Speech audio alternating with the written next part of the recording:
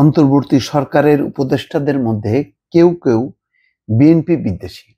রুহুল কবির রিজভী, দলের সিনিয়র যুগ্ম মহাসচিব অ্যাডভোকেট রুহুল কবির রিজভী। রুহুল কবির রিজভী তিনি বেশ খোলাখুলিভাবে কিন্তু কিছু কথা বলেন এবং তিনি ডানে বামে চিন্তা করেন না এই কথার প্রতিক্রিয়া কি হবে। সত্য কথাগুলি তিনি বলে ফেলেন, তিনি যেটা বোঝেন। এখন তার বোঝাটা ভুল হইতে পারে বা সেটা নিয়ে সমালোচনা হতে পারে, কিন্তু দেখেন তিনি কিন্তু মানে অন্য রাজনৈতিক দলের যেখানে অস্বস্তি হয়, সেই নতুন দল হোক, জামাত হোক বা এই উপদেষ্টা পরিষদ বিষয় বা ডক্টর ইউনূসের বিষয়, যে কোনো বিষয়ে কিন্তু তিনি খোলাখুলিভাবে বলে ফেলেন।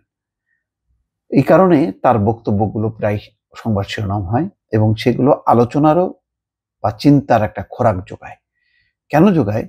যে তিনি কি ভুল বলছেন না তার মধ্যে সত্যতা আছে।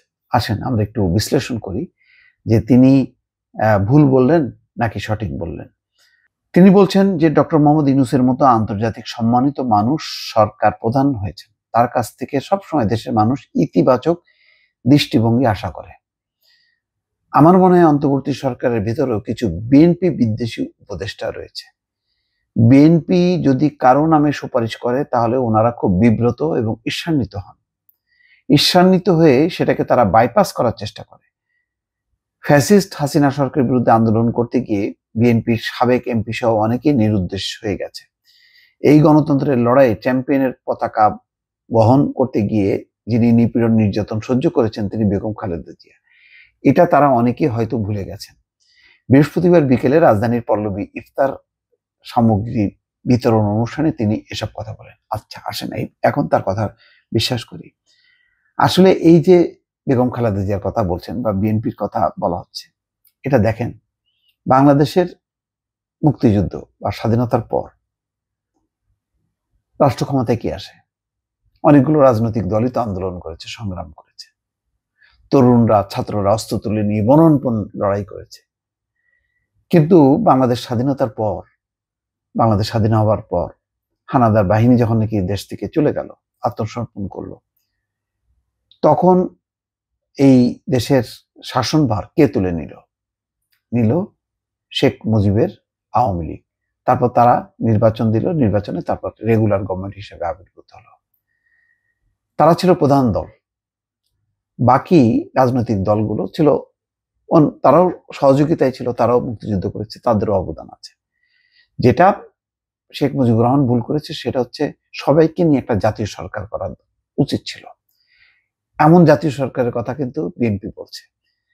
মনে করেন আমরা দ্বিতীয় রিপাবলিক বলি, স্বাধীনতা বলি, দেশ দ্বিতীয়বার স্বাধীন হলো, তো এই দ্বিতীয়বার স্বাধীন হবার পর ক্ষমতায় কার আসার কথা ছিল? যদি মুক্তিযুদ্ধের ৭১-এর কথা চিন্তা করেন, তখন যদি আওয়ামী লীগ আসতে পারে, তাহলে এবার প্রাপ্য কার?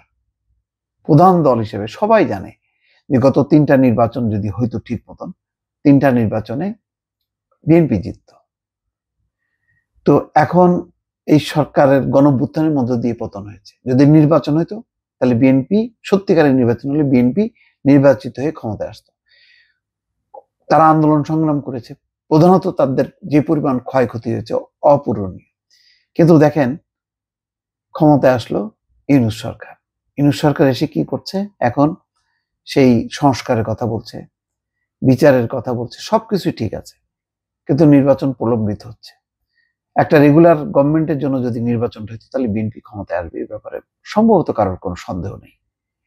বিদেশি ডোনাররা বলেন, সবাই কিন্তু তাই মনে করে। বা এমনিতেও যদি একটা জাতীয় সরকারও গঠন করা হতো সেই শেখ হাসিনা পতনের পর, তাহলে সেটা বিএনপির নেতৃত্বে একটা জাতীয় সরকার হওয়ার কথা এবং তারপরে নির্বাচন দিয়ে যারা জিতবে তারা ক্ষমতায় আসবে। কিন্তু এখন এমন উল্টে গেল যে এখন মনে হচ্ছে যেন বিএনপির কোনো অবদান নেই। সেই কারণেই রুহুল কবির রিজভী সম্ভবত এই কথা বলছেন। অন্তর্বর্তী সরকারের উপদেষ্টাদের মধ্যে বিদ্বেষ, বিএনপির সুপারিশ তারা শুনছেন না। হ্যাঁ, সত্যি তাই। বিএনপির বহু সুপারিশ বিএনপি যেভাবে চাইছে সেভাবে হচ্ছে না। অনেক ক্ষেত্রে জামাতের যে সুপারিশগুলো রাখা হচ্ছে, প্রশাসনে, বিচার বিভাগে, নানান ক্ষেত্রে, শিক্ষাতে, বিএনপিকে কিন্তু বাইপাস করা হচ্ছে, বিএনপির কথা রাখা হচ্ছে না। এবং বিএনপির বিরুদ্ধে কোন কোন উপদেষ্টা ইতিমধ্যে তারা আকারে ইঙ্গিতে কখনো নাম উল্লেখ করে কখনো নাম উল্লেখ না করে তারা কিন্তু পোস্টও দিয়েছে, কথাও বলেছে। খোঁজা মারা হচ্ছে বারবার যে তারা সংস্কার সংস্কার বলে, তারা নির্বাচন নির্বাচন বলে, শুধু নির্বাচন করে ক্ষমতা আসতে চায়, সংস্কার বিচারের কথা বলা হয় না। তো এই কথাগুলো তো আসলে মানে বিএনপি জানে যে কাদেরকে উদ্দেশ্য করে বলা হচ্ছে, এবং বিএনপিকে যে কুপকাত করার জন্য, বিএনপিকে দূরে ঠেলে দেওয়ার জন্য এইসব আয়োজন, এটা বিএনপি বিশ্বাস করে বলেই কিন্তু বিএনপির নেতারা বলছেন। আর রুহুল কবির রিজভী, আমি প্রথমেই বলেছি, তিনি কিন্তু যেটা ফিল করেন সেটা মানে বলে দেন। তো এবারও তিনি আরেকটা নতুন পয়েন্ট বললেন যে সরকারের উপদেষ্টাদের মধ্যে কারো কারো বিএনপি বিদ্বেষ মনোভাব আছে। দর্শক ভালো থাকবেন, আল্লাহ হাফেজ।